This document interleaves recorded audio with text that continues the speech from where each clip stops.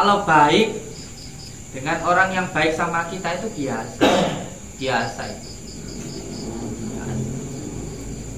Tapi baik dengan orang yang nggak baik sama kita, itu baru yang namanya luar biasa. Dan panjenengan akan tetap menjadi orang yang biasa-biasa saja, tidak akan jadi orang yang istimewa, atau bisa dikatakan orang yang dekat dengan Allah. Atau bahasa saya, gak akan bisa menjadi wali. Wali itu bukan berarti kok menjadi orang yang sakti bisa terbang, itu bukan. Wali itu orang yang dekat dengan Allah.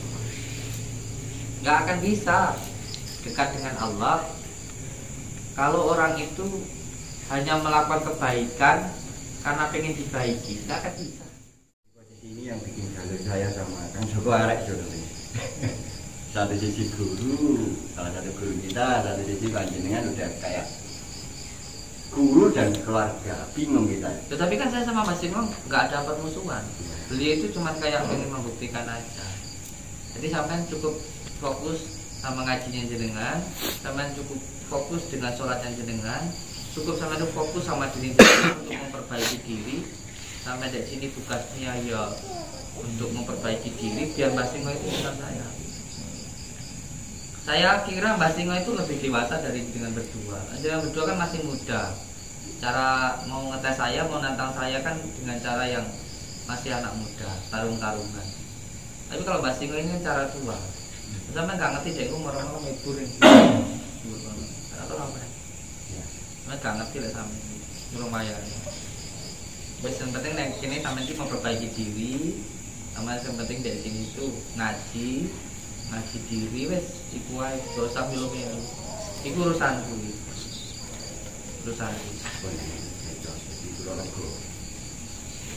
Sehingga aku kopi sapa kita?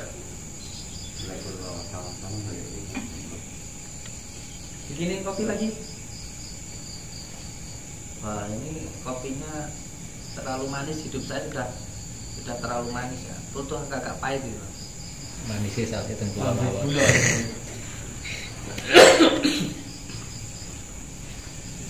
Coba saya tak membaca komentar YouTube saya dan luwih jejak luwih enak. Dimuter nesek kono terus kayak noneng aku. Nah, tak ngobrol-ngobrol kalau saya ngobrol. Wah iya le. Panjenengan ceritane iki enak sing pesen mak ngono ta. Kita kenal kayak gini admin kuwi sing bagian online.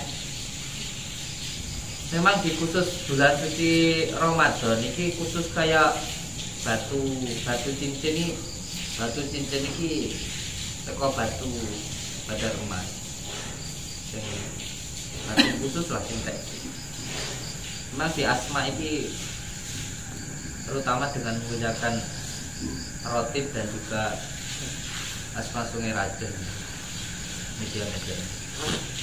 Untuk di bulan suci Ramadan ini separuh harga ya. Jadi kayak sorban yang biasanya 3 juta, khusus bulan suci Ramadan ini 1.500.000. Intinya yang biasanya berapa? 5 jutaan ya, $2 aja. Bulan suci Ramadan ini 2 juta. Yang purun mawon, yang mau saja, tidak dipaksa. Dan saya tidak pernah menjanjikan, wah pakai ini nanti begini. Ya kalau mau beli aja, aksesoris aja. Cuman yang sudah didoakan gitu aja. Saya tidak pernah menjanjikan, oh pakai cincin kebal, pakai sorban bisa terbang, enggak. Aladin. Aladin dia itu ya. Pakai tasbih bisa ini, enggak. Ini gunakan aja untuk berpikir gitu. Nggak mau. Terus pribun ini, yang banyak yang dipesan itu apa?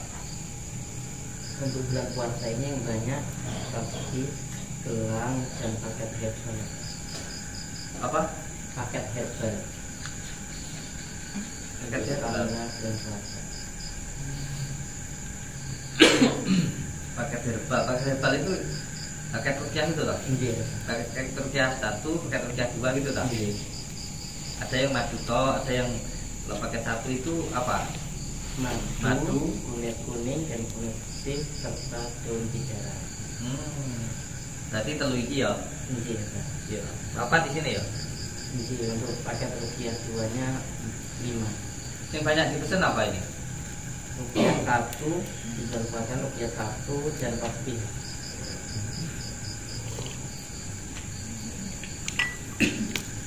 Kalau ini cincin ini. Iya.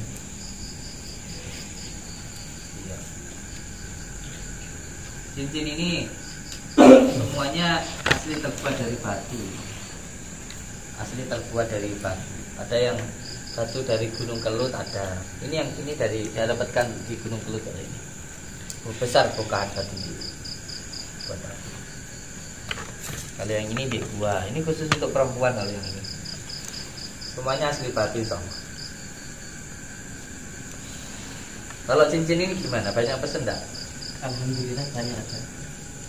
Sehari biasanya yang pesen cincin berapa orang? Bisa 50 orang bisa. Satu orang atau berapa orang ya? Satu harinya 50 orang. 50 orang. Saya kira satu orang lah 50 biji. Untuk paket herbalnya bisa mencapai 100 lebih Herbalnya. satu harinya. Itu tuh orang yang baru pesen atau sudah pesen lagi? Itu pelanggan lama sudah tukar pesan lagi gitu. Oh, maksudnya wong sing pernah pesen, Iya. terusnya pesen lagi. Iya. Saya lebih suka yang seperti itu. Kalau yang baru kan masih coba-coba. Tapi kalau yang sudah pesen terus pesen lagi itu ya bagus. Oke, lanjutkan. Ya, ada kaos, ada baju ya. Kaosnya kena ke lebaran ya, bajunya ya. Iya, Pak. Kalau yang putih ada? Yang putih yang kayak dipakai ini Samson ini. Stoknya habis. Oh, stoknya habis. Sik dicetak. Kalau bisa ada juga yang putih. Di merah. Ada, ya. Ya media-media sorban. Sorban ada yang pesan enggak sorban? Banyak ada. Khususnya dari luar negeri yang banyak pemesannya. Sorban yang hijau atau yang putih apa yang apa? Iya, yang putih dan yang hijau. Kalau saya jujur suka yang hijau. Kadang juga yang putih. Ini apa ini? Oh, komennya saya. Tidak.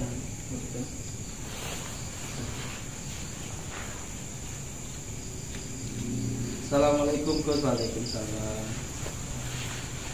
Takdirnya berapa Gus buat zikir aja? Ya tinggal tergantung, ada yang dari kayu wali kungkun, ada yang dari kali asem, ada yang dari gaharu, kauka, bidara. Ini bagusnya yang bidara itu bagus juga, bagus bidara atau gaharu. Berapa kali bidara? Untuk bidara harga sudah dipotong 50%, harganya 750.000. Kalau biasanya 1.500.000.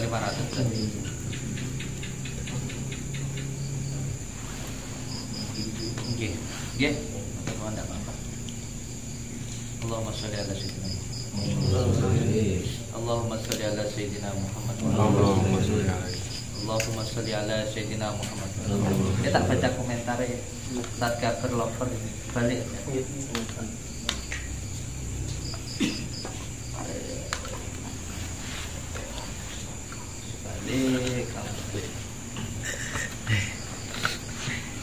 Ya. Ya kan itu. Gelangnya berapa Gus? Gelangnya biasanya 2.500.000. Bulan Ramadan ini khusus spesial 1 juta aja. Oke, assalamualaikum warahmatullahi wabarakatuh. Bismillah, alhamdulillah, wa syukurillah, wa nikmatillah, wa la hawla wa la quwwata illa billah. Tadi barusan saya pulang setelah nemuin salah satu sesepuh spiritual Indonesia. Beliau itu bernama Mbah Singoludro. Di kalangan spiritual dia itu banyak yang menghormati dan juga mengagumi.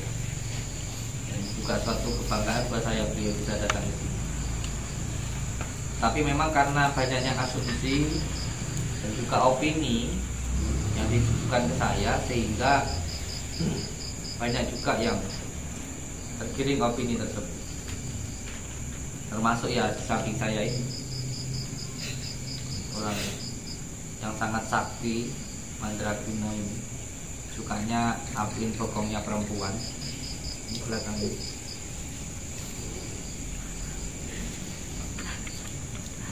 Sekarang alhamdulillah ini sudah mau di sini.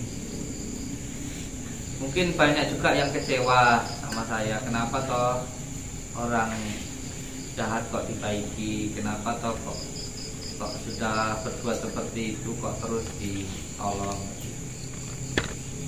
Cuman yang ingin saya sampaikan bahwa kita hidup ini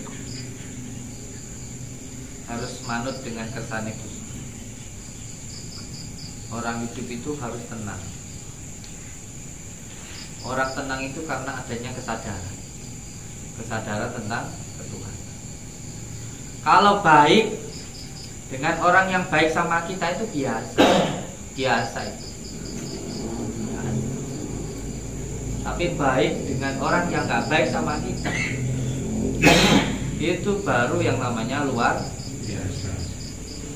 Dan panjenengan akan tetap menjadi orang yang biasa-biasa saja, tidak akan jadi orang yang istimewa,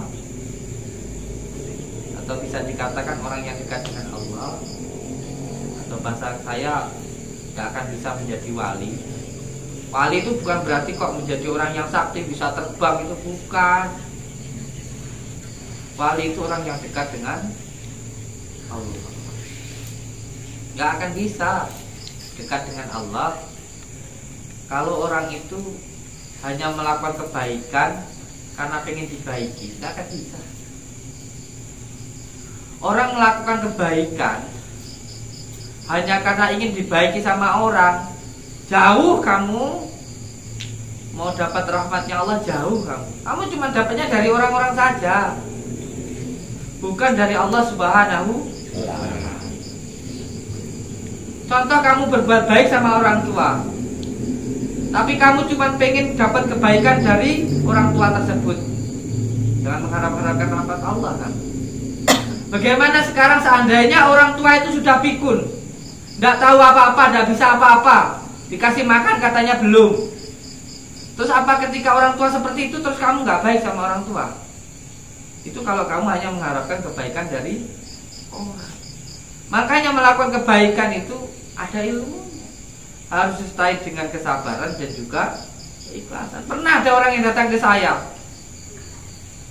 Gus, ini saya sudah baik sama mertua saya, setiap gajian sudah saya kasih uang, tapi kenapa saya ini kok dibanding-bandingkan terus dengan menantu yang lainnya? Saya harus kayak gimana? Saya jawab, kamu harus tetap baik sama mertuamu. Karena kamu baik sama mertuamu, bukan karena mertuamu, tapi karena perintah Allah Subhanahu wa ta'ala. Bagaimanapun keadaannya, nggak ada satu hal apapun yang bisa menggugurkan tanggung jawab anak untuk bakti kepada orang tua. Nggak ada satu hal apapun yang bisa menggugurkan kelakuan baik, perbuatan baik anak kepada orang tuanya. Masalah orang tua maksiat itu urusan orang tuamu. Orang tuamu rabian, orang tuamu judi, orang tuamu mabuk, itu urusan orang tuamu, bukan urusan kamu, bukan urusan anak, bukan. Selama orang tuamu tidak menyuruhmu untuk bermaksiat, untuk jual diri, untuk minum minuman, untuk mencuri, nggak masalah kamu itu berbuat baik seperti apapun. Jadi jangan sampai ada anak, loh wong tuaku jahat kok, wong tuaku tukang rabi kok, wong tuaku tukang ngombe kok, wong tuaku tukang judi kok, aku gah berbakti sama orang tuaku, bledru kamu. Saya sampai sekarang dengan orang tua saya tidak pernah kok ngajarin, nasehatin orang tua saya, enggak. Oh, saya bisa ngomong aja, diajarin ngomong sama orang tua saya kok. Lu sampean dek sini ya Amit ya anak-anakku, sampean mondok ning kene. Lah tak ajarin ngaji, iso salat ning kene. Balik kok teko omah wong tuane sampean gak salat. Sampean kok nyeneni, kok bentak-bentak, kok ngandani. Tak tapuk malah cangkemmu. Gak perlu seperti itu. Engko malah apa suladap. Kamu nanti loh enggak sampai rumah marah-marah ngasih tahu orang tua, Pak sholat toh, semuanya orang tuanya gak sholat. Minggu lah dia ngomong ini lah, waki uyuh kue cadangi surah kan gandani aku, gak perlu kayak gitu. Cukup apa kowe iki sholat toh, ngeki contoh sing apik, kok kowe iki iso takdim, kok kowe iki iso nunjukne akhlakul yang karimah ke orang tua, wis to wong tua kalau mau isi nak mali sholat. Ngono lho carane. Gak perlu kowe iki ngrasa paling apik, paling bener dengan wong tua, gak perlu kayak gitu. Paham nggih? Paham ya? Melakukan kebaikan itu atas dasar keikhlasan mencari ridha Allah. Jangan karena mencari pujian dari orang. Contoh nih tak tentang gomu.